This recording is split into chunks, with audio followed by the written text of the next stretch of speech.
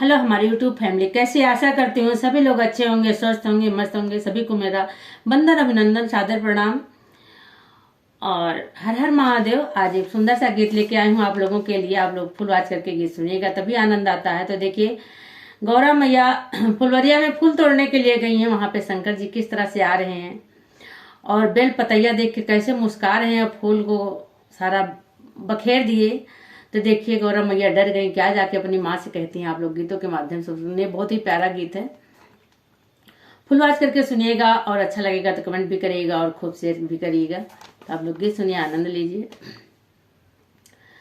फूलावा तोड़ा ना गौरा चले बाबा फूलावारिया, पहिनी के धानी रंग सड़िया ना।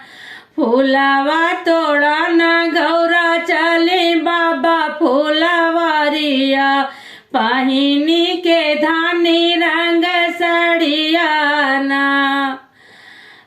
तोड़ी ली गौरा रानी भांगिया धतुरवा, औ बेल पतैया ना।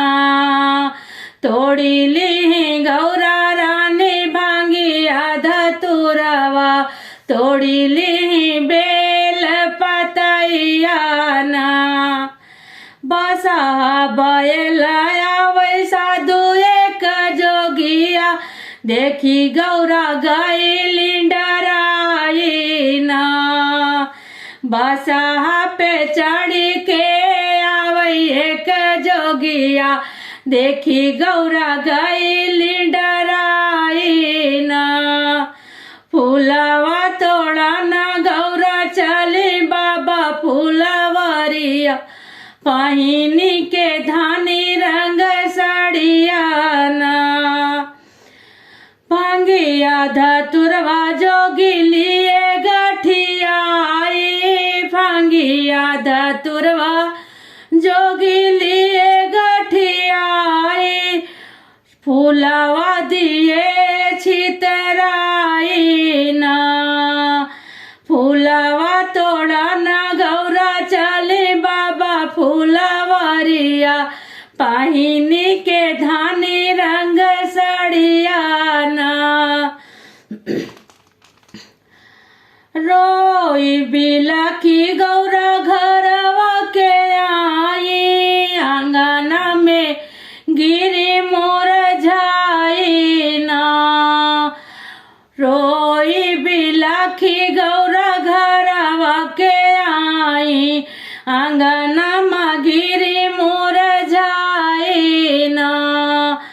फूलवा तोड़ा ना गौरा गई बाबा फूलवरिया, पहिनी के धानी रंग सड़िया ना।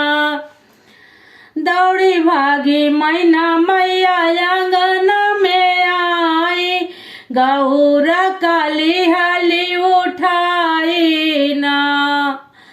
फूलवा तोड़ा ना गौरा गई बाबा फूलवरिया, पहिनी के धानी रंग सड़िया ना।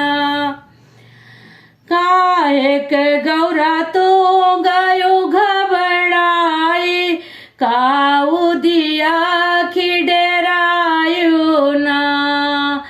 काऊ दिया खी गौरा गयो घबराई, काऊ दिया खी के डरायु ना। फूलवा तोड़ा ना गौरा गई बाबा फूलवरिया, पहिनी के धानी रंग सड़िया ना। कौने गुना बेटी मोरी गयो मोर जाई, हम से तू दिया त्यू बताई ना। कौने गुना बेटी गयो मोर जाई, हम से तू दिया त्यू बताई ना। फूलवा तोड़ा ना गौरा गई बाबा फूलवरिया, पहिनी के धानी रंग सड़िया ना। तो देखो गौरा मैया क्या बता रही है, मैं काहे को डर गई, मुझे किस चीज से डर लगा। तो देखो गौरा मैया क्या बता रही है अपनी मैना मैया से, तो सुनिए आप लोग, बहुत ही प्यारी लाइन है। बड़ी बड़ी जटवा में गंगा जी के धरवा, गलवा में नाग लहराए ना। बड़ी बड़ी जटवा में गंगा जी के धरवा, बीचवा में नाग लहराए ना। फूलवा तोड़ा न गौरा गाये बाबा फूलवरिया, पाहिनी के धानी रंग सड़िया ना। भस्मा भभूति जोगी अंग में लगाए, तनावा में बिच्छू लटकाए ना। भस्मा भभूति जोगी अंग में लगाए, तना में बिच्छू लटकाए ना। फूलवा तोड़ा न गौरा गाई बाबा फूलवरिया, पाहिनी के धानी रंग सड़िया ना। दाएं हाथे लिए मैया जोगिया तेरे सुलवा, बाएं हाथे डमरू बजावे ना। फूलवा तोड़ा न गौरा गाई बाबा फूलवरिया, पाहिनी के धानी रंग सड़िया ना। बघवा कै छलवा मैया कमर लटकाए, पाँवों में फटी बिमैया ना। फूलवा तोड़ा न गौरा गाये बाबा फूलवरिया, पाहिनी के धानी रंग सड़िया ना। रहिया मोरो कै मैया रहिया रोकई जोगी, डमरू बजावे बहिया मोरी मरो रे ना। फूलवा तोड़ा न गौरा गई बाबा फूलवरिया, पाहिनी के धानी रंग सड़िया ना।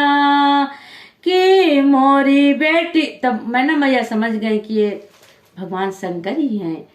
तो देखो अपनी बेटी को क्या समझा रही हैं, क्या बता रही हैं, आप लोग सुनिए, बड़ी प्यारी लाइन है। कि मोरी बेटी तोरी अकल भुलानी, कि सुधी गयो बिसराई ना। कि मोरी बेटी तोरी अकल भुलानी, कि सुधी गयो बिसराई ना। फूलवा चढ़ाई बेटी बेल पतिया चढ़ाई, दिया ना जलाई तू कर लो पूजा नवाना। वो तो है बेटी तीन लोकवा के स्वामी, वही हुई है सजना तुम्हारे ना। वो तो है बेटी दुनिया के पालन हारे, वही हुई है प्राणे नाथ तुम्हारे ना। फूलवा तोड़ा न गौरा गए बाबा फूलवरिया, पाहिनी के धानी रंग सड़िया ना। तो ये गीत आप लोगों को कैसा लगा कमेंट बॉक्स में जरूर बताइएगा और शेयर भी खूब करिएगा। तो